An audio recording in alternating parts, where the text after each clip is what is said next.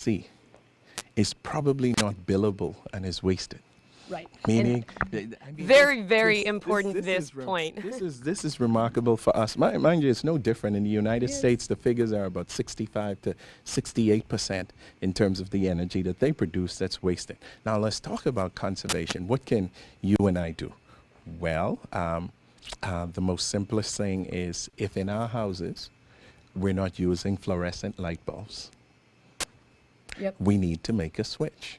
A second situation could be with your personal choice. If you've got more than one car and you can now carpool instead of using a separate car while your wife or your children have a separate car, that's a choice you make to conserve energy. So conservation and energy efficiency is one part of the target.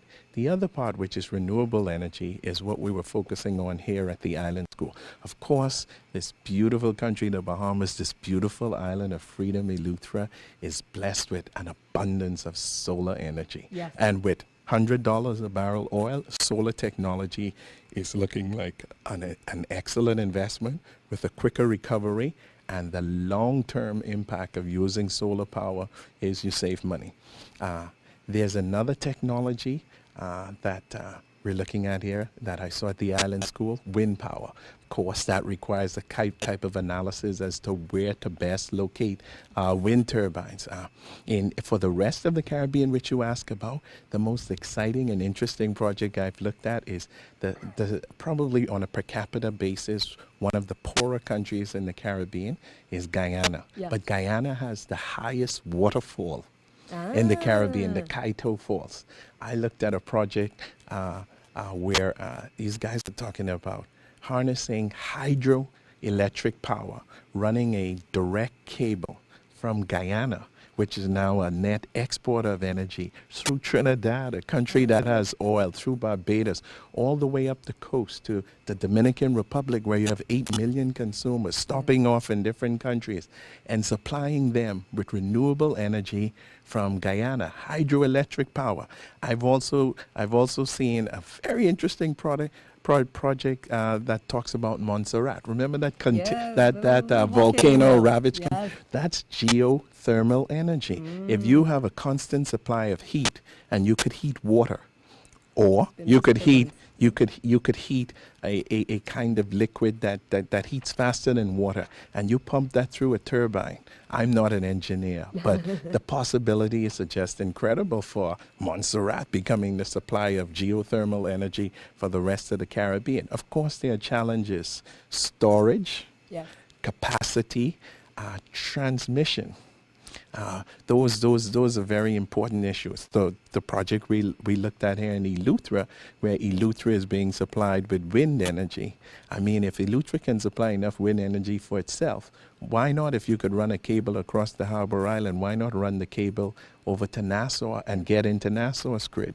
So renewable energy is equally as exciting.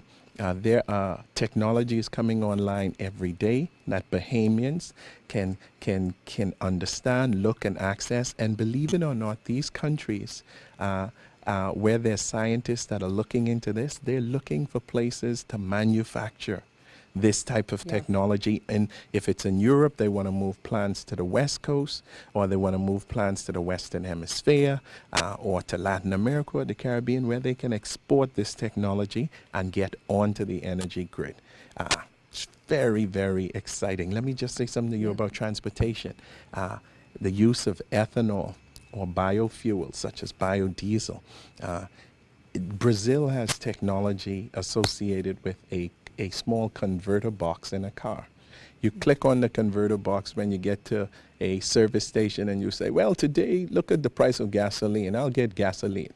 You click on it again. You say, well, look at gasohol. I'll get gasoline mixed with alcohol maybe this time because it's cheaper. And then you say, well, let me change the toggle switch to total ethanol, because ethanol from cane seems to be cheaper today. Right. And you have that type of option.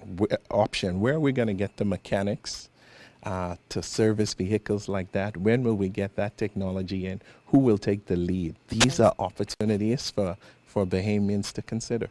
And this, is really getting at, which I think will end up being has been a thread throughout this whole show, is this concept of the green collar jobs. I'm sure if anybody's been watching the presidential debates and the primary debates in the U.S., you've heard this come up. I think everybody's talked about it, but they are essentially the new future. You've had your white collar, you've had your blue collar, and now it's time for the green collar jobs, which are these fantastic financial and employment opportunities which are coming as a result of this move towards a greener, more environmentally friendly industry and world. So again, though, do remember, this is $22 million that is right now available, and this is a grant from the IDB. Now, this is big news. This is a grant. They don't do grants all that often, so typically there's other things attached. So this is a fantastic opportunity. And if you're a young Bahamian entrepreneur or an older Bahamian entrepreneur, please go down there, East Bay Street. Everybody, I hope, knows where the IDB office is, or give them a call and try and talk to them about what the details are, or again, access their website. And thank you so much for joining me, Mr. Butler.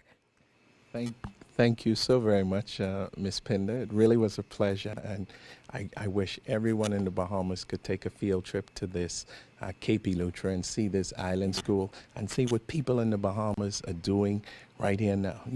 All of the presenters, even the guy who presented how he created biodiesel, are young Bahamian men. Yes. These are young Bahamian men who are taking the lead in new technology and instructing us and teaching us what they've been doing with their little piece of research. That's exciting for the future of my country, the Bahamas. Thank you for having me. Thank you. Just wanted to ask you how you feel now. Where do you think, now that you've had this input from others, that the Freedom 2030 could possibly go? How do you feel this is? I think we've had a fantastic event, and we really want to thank everybody for coming. And it's great to have the opportunity to share this with a broader audience who wasn't able to attend. We're very optimistic. I think that clearly these are large issues, and it feels great to have the support of government and of BEC, and clearly we want to continue to support them with our efforts. So there's going to be a lot of follow-up dialogue. I think one of the things that we want to do relatively quickly is to initiate this plan, because this isn't something that can happen well without a study and a plan. Right.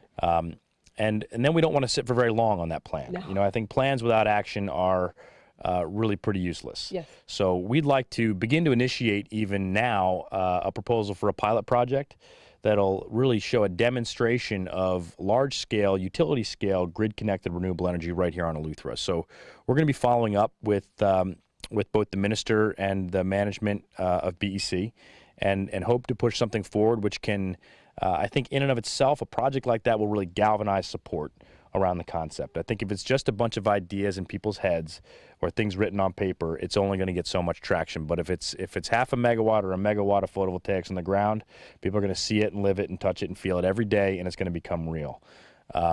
So we are prepared to go forward with those things in conjunction with government and BEC, and also the support of Inter-American Development Bank, who we were also lucky to have here. So we're very optimistic. We think that there's a good path forward, and we're thankful we were able to get everybody together here this weekend. This type of fantastic project, then let your politician know. Call your MP up, call the minister up, call BEC up. Tell them, you think this sort of project is a good idea and that you are lending your support and your voice to this Freedom 2030 project. And I hope everybody is having a great night. Thank you. Talking fool is a crying shame. Talking fool, he will taste your blood. For talking fool will leave you lying in the mud. Harry talking fool, shame in the game in the hand. He breaks you the bush crying, oh Lord, I got dead. It's my and short, she come running out the house. Forget she's scared of blood, almost fall on her mouth. Say talk.